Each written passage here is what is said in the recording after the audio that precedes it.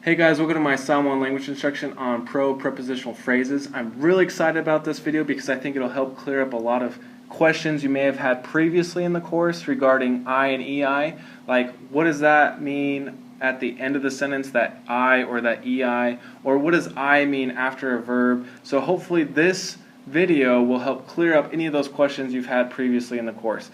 And also, there's other uses of I and EI that we've already talked about, but I didn't go into a lot of detail about it before because I didn't think you were fully ready for the entire explanation. I'm going to quickly review those concepts at the end of this video, the other uses of I and EI, and I hope that this video as a whole will clear up a lot of questions again that you had previously.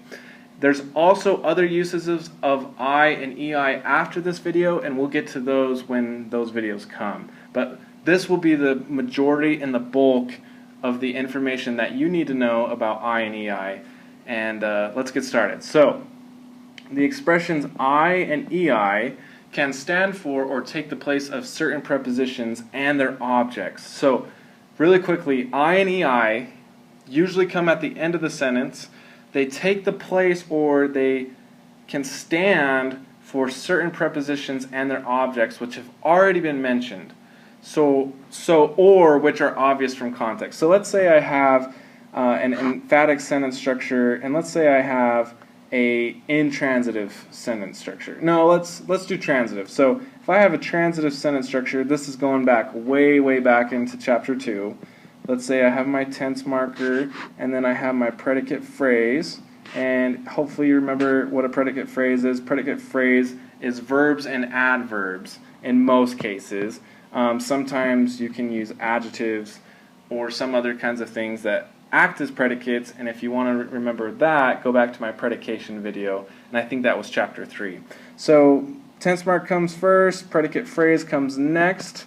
After that, I'm going to have an E that marks my noun phrase doer. So I could have a noun phrase doer right here, is the way that I taught it, but I'm just going to write subject because they're basically the same thing. So my subject comes next, and then my noun phrase done to, or my object, I'm going to write that next, and then I can have a prepositional phrase. Prepositional phrase, and then you'll have a bunch of other stuff, and then at the end of the sentence you'll have maybe an E, I, or just an I. Okay? And so that's basically what we're doing, is we're trying to figure out why we use this right here. And a lot of times I told you, just wait, and I'm sorry for that, but I didn't think you were quite ready at that point when we were going over this sentence structure to really tackle why we use the E or the EI or the I in Samoan. So what I'm telling you now, and what I said in this first paragraph, is this EI or the I at the end of the sentence, in a lot of cases, refers back to this prepositional phrase. And sometimes it refers back to the object and the prepositional phrase. So instead of saying the object again, it kind of just refers back to it with this I or EI. And so you can think of this EI as meaning to it, to her, to him, to them, in it, with an instrumental it. Things similar to that. And if that doesn't make sense, I hope that the examples in the next slides will help. But just remember, what I want you to get from this slide is that this EI right here that I'm going to highlight, this EI refers back to the object and the prepositional phrase earlier in the sentence, or maybe a sentence prior to that. And that's why we call them pro-prepositional phrases, is because they refer back to the prepositional phrase earlier in the sentence or earlier in a sentence prior to the one stated. Okay? So that's a lot of material there, but just remember that they refer back to prepositional phrases earlier than what was said. So maybe the same exact sentence or the sentence that someone said before you. So generally, I takes the place of prepositional phrases of location. So when I say I, it's usually going to be a prepositional phrase that showed location or instrumentality.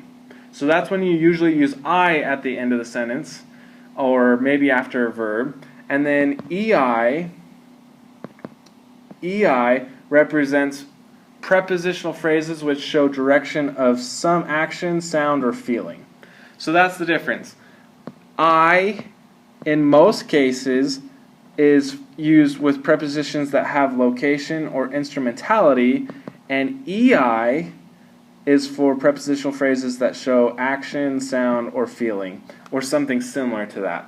So again, if that doesn't make sense, I hope the example sentences will make sense. So I and EI come right after the predicate in a lot of cases. So let's look at these example sentences. So, are you two going to the movie? So my prepositional phrase right here is to the movie. Do you see how it starts off with the preposition to? Okay?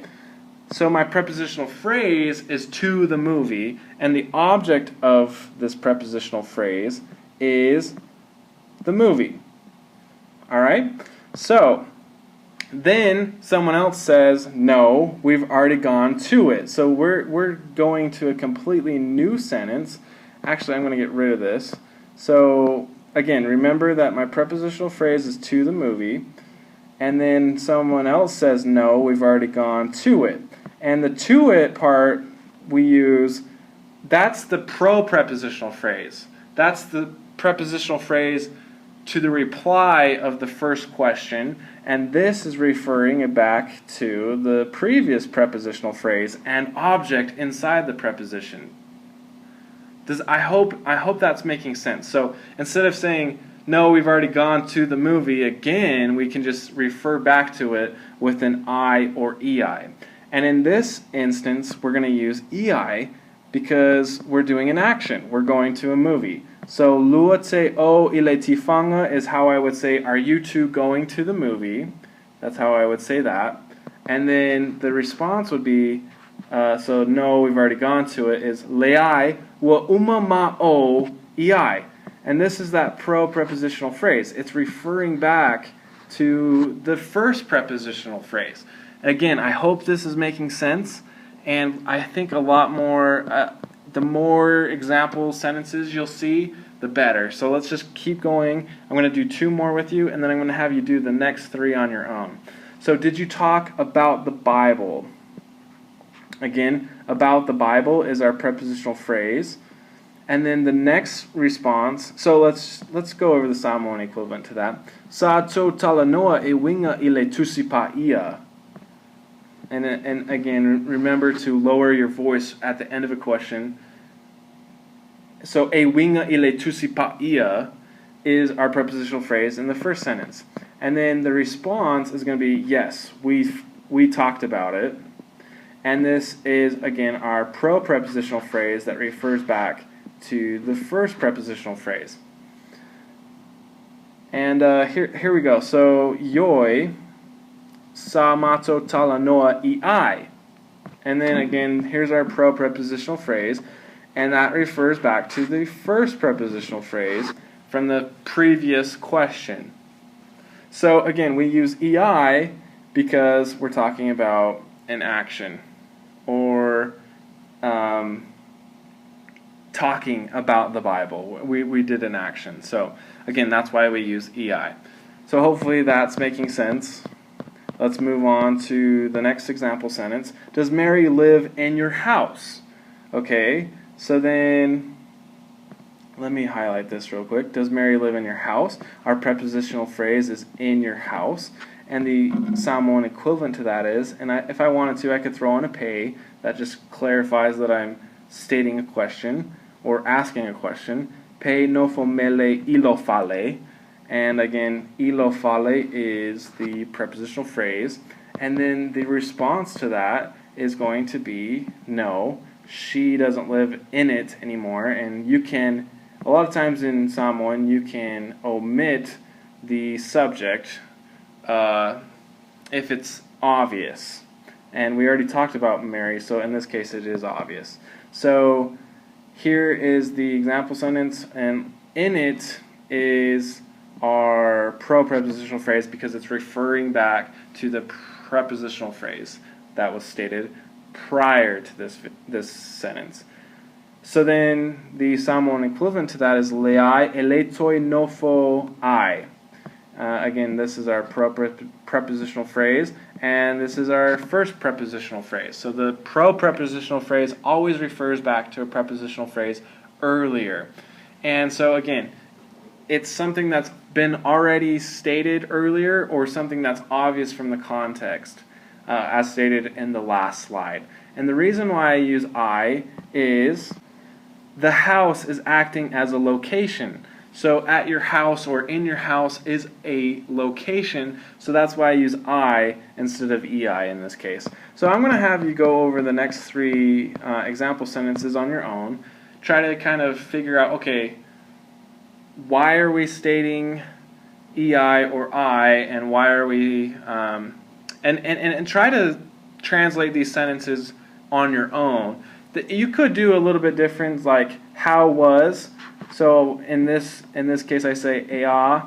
You could say oa mai le lotu ana le ila. You could say oa mai or ea. Ea is just a quick, easy way that you're going to start to find out that they use that a lot more. But again, you could use different ways of stating or translating these sentences, but I hope that it's somewhere close to the ones that I've been providing you. Again, so hopefully you go over these ones on your own. If you do, I promise it'll help you so much more than just read it and just be like, oh, okay, that makes sense, because it's a lot easier to just read it and say, oh, it makes sense, than it is to do it. It's like going to a gymnastics meet and thinking, oh, that looks easy, that what they're doing on the high bar, and then when you try to go do it, it's a lot harder. It's the same with language. So please take the opportunity to try to translate these sentences on your own. And if you get it wrong, that's great. Just figure out why you got it wrong and go back to either the video or somewhere that's been stated earlier. So again, go over those, and here's some additional practice sentences. I hope you take the time to translate these ones, because I'm not giving you the answers yet. So try to translate these ones and pause the video. Okay, here are the answers. Again, I hope they were somewhat close to what I wrote, and if they were, good job, keep up the great work. If they're not, that's fine. That's how learning a language is. And if the difference between you becoming a great Samoan speaker and a mediocre Samoan speaker is taking the time to figure out why you got it wrong and fixing it. It's like your car. If you have problems with your car, the longer you let it go before you take it to the mechanic, the worse the problem's going to get.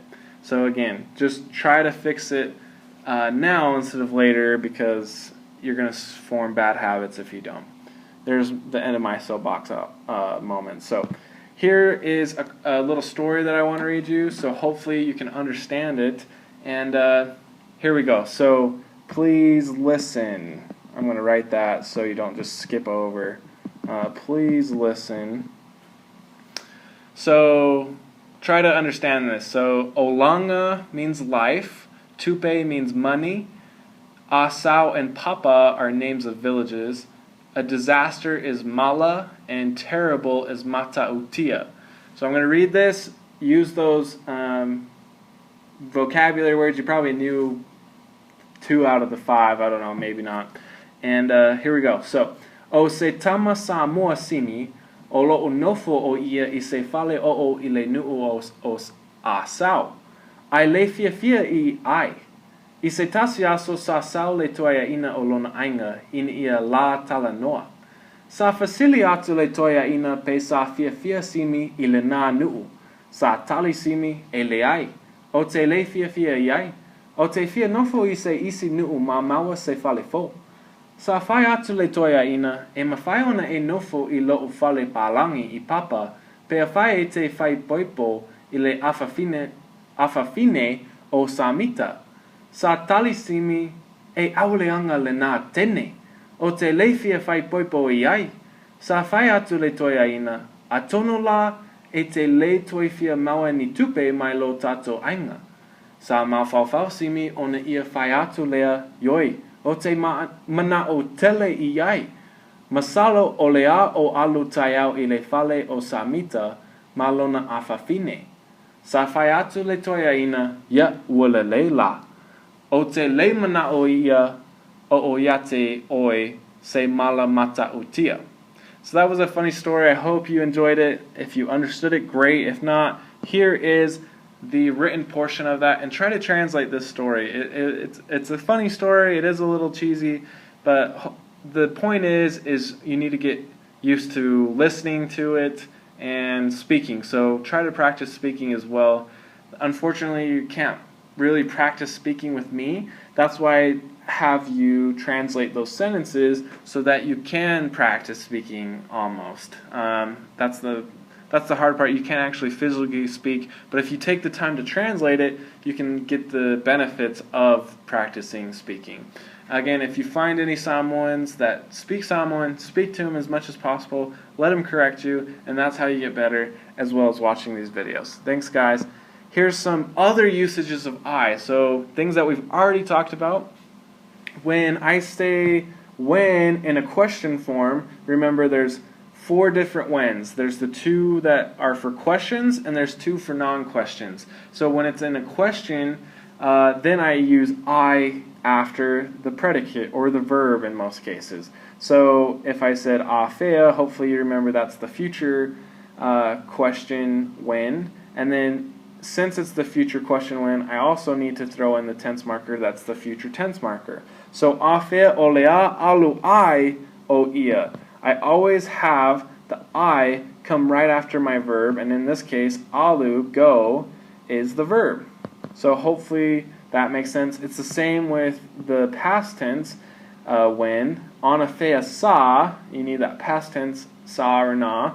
And then my predicate is this tau nu'u, and then the I comes right after the predicate. Okay? Awesome. Then there's why, and these are also why questions. So the actual word for why is aisea, and then sa ele ta elei. Again, this is the verb or the predicate, and I comes right after the predicate or the verb. And then another way to ask a question like why is olea le mea.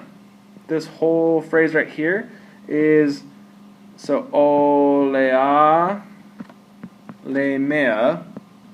And don't confuse this with this. They're very similar. The difference is the glottal right here, and they sound almost the same. This is a tense marker, the future tense marker. This right here is the way that you say what in a singular format. If I wanted to get rid of the singular format, if I said o a le mea, sorry, I wouldn't do that either. I would say o a mea, because o a mea is the plural way to say what things instead of what's the thing or what's the reason. This is what I like to think of when I see this phrase right here. This whole phrase, olea le mea. What's the reason is what comes to my mind when I see that phrase. Olea le mea ete mana'oi. So if you ever see olea le mea, the thing that's highlighted, you also put an I right after the verb, and the verb in this case is mana'o, want. Awesome. So then exist, has, is, possesses. So ei, you also have ei. So eiai le tua, there exists a God. Eiai se penitala yateao, I have a pencil. So that's another way that you'll see ei is when it means one of these things. Has, is, possesses, exists. And then where you'll see this a lot as well. Ofea, and then luatse oi, so o acts as my verb or my predicate, and I comes right after that. Okay, here's another sentence. Ofea le mea ete tel I. So tel is acting as my verb, and tel means like